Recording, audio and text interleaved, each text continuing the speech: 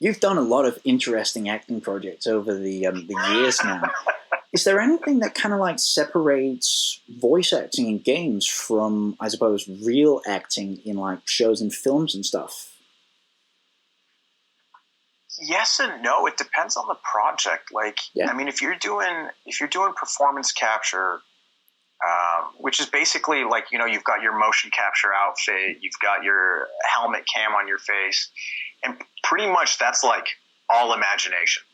You know what I mean? You're not really engaging with much. So that one was, learning to do that was quite a challenge, but also I think just being open to like, okay, cool, we're going back to being a kid here. We got to picture everything. There's tape on the floor. That's a wall. Don't walk through that.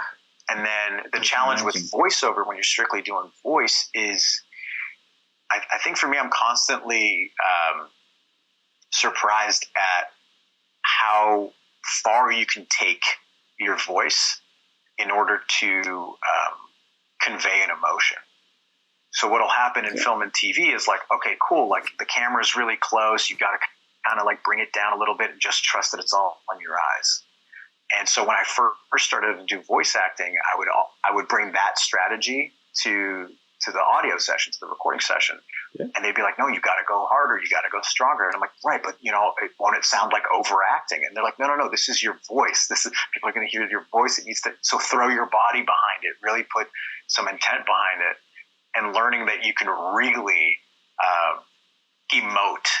And as long as you're not making too much noise with your body, just move around and really, you know, if you're throwing a punch in a animation or a video game, like really put it behind, like throw your body into it, so it registers in that voice. Like you said, that voice acting, even though it may sound simple, it really is an art form on its own. You know, there are so many like people I can name who just only use their voice and, you know, showed all the emotions just through that. Yeah, I remember when I first got into it, I was so fortunate to have a good friend of mine, bless him, who was a big part of the voice industry, who really kind of pushed me to get into it like 8-9 years ago, and really took the time to teach me like how to do it and how hard you could go, and would, you know, we would record together, and he would, you know, he would record things for me. Like he would have me record, and he's like, see, like you thought you were doing a lot here, but now when we play it back,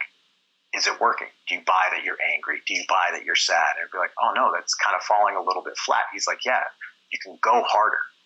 But then if you do that in film and TV, or even in theater, depending on the material, you're going to be overacting.